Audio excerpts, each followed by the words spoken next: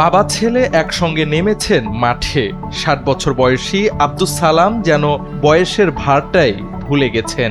ছেলের সঙ্গে কাঁধে কাঁধ মিলিয়ে খোলা মাঠে দৌড়াচ্ছেন তিনি। চারপাশে আবারও ভেসে আসছে পরিচিত সেই ডাক, হাডুডু হাডুডু। একসময় বরিশালের গ্রামাঞ্চলে অত্যন্ত জনপ্রিয় এই খেলাটি সময়ের সঙ্গে অনেকটাই হারিয়ে গেলেও এখনো কিছু এলাকায় ঐতিহ্যের স্মারক হয়ে টিকে আছে এই খেলা। আমি তো সার্ভিসে ছিলাম, এর মাঝে মাঝে আমি বিভিন্ন জায়গায় হাডুডু খেলছি।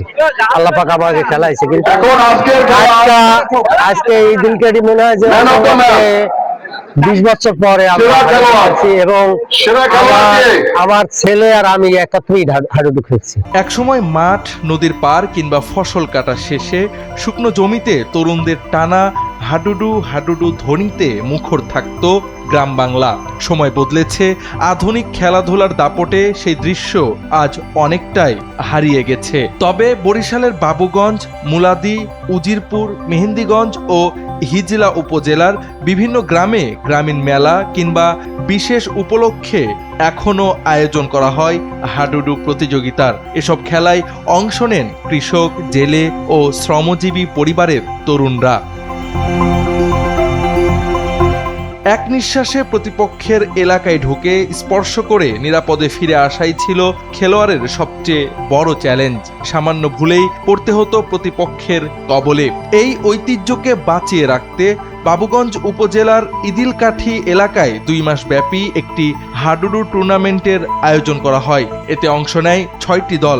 শনিবার ফাইনালে মুখোমুখি হয় মোল্লা কিংস ও ওহে তরুণ জাগো। বয়সের ব্যবধান ভুলে 25 থেকে 65 বছর বয়সী খেলোয়াড়রা মাঠে নামেন। মাঠের চারপাশে দর্শকদের স্বতঃস্ফূর্ত ভিড়, যেন সবাই ফিরে গেছেন শৈশবের সেই দিনগুলোতে। আমরা দাদারা একলাগেই হাডুডু খেলছি। আমার আরো ছেলেরা খেলতে পারে, কিন্তু তারা চাকরিজীবী সবাই। এই ছেলেও চাকরিজীবী, কিন্তু এই ছেলে এইরকম খেলা হওয়া উচিত। আমাদের উত্তর মহেশচর এবং প্রবাসী সবাই খুব আনন্দিত আছে। সবাই খুব আনন্দিত আমরা এত আনন্দিত হয়েছি যাতে আমরা এই আনন্দের কথা কখনো ভুলতে পারবো না। ইনশাল্লাহ আগামীতে আমরা এইরকম খেলার আরো আয়োজন করার জন্য সবাই সাহায্য সহযোগিতা অনুমতি করছি। 2 মাস ধরে খেলা দেখে আমরা খুব আনন্দিত। আমরা এখানে আসি খেলা দেখতে। আজকের ফাইনাল খেলা 2025-26 মিলাইয়া আমরা খুবই এলাকাবাসী খুব আনন্দিত। ম্যাচটি ড্র হলেও মাঠ জুড়ে ছিল আনন্দ আর উৎসবের আমেজ। দীর্ঘদিন পর গ্রাম বাংলার ঐতিহ্যবাহী এই খেলা দেখতে উপচে পড়া ভিড় ছিল দর্শকদের।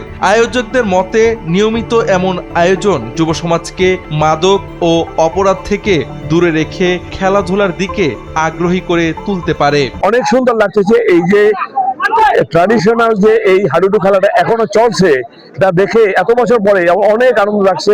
আশা করি আমাদের সমাজে সবাই মিলে এরকম সুন্দর একটা হাডুডু খেলা বা যে কোনো খেলা এরপরেও আয়োজন করবে, এবং আমি যদি এখানে থাকি অবশ্যই আমি হাডুডু এই খেলাটা প্রায় বিলুপ্তের পথে।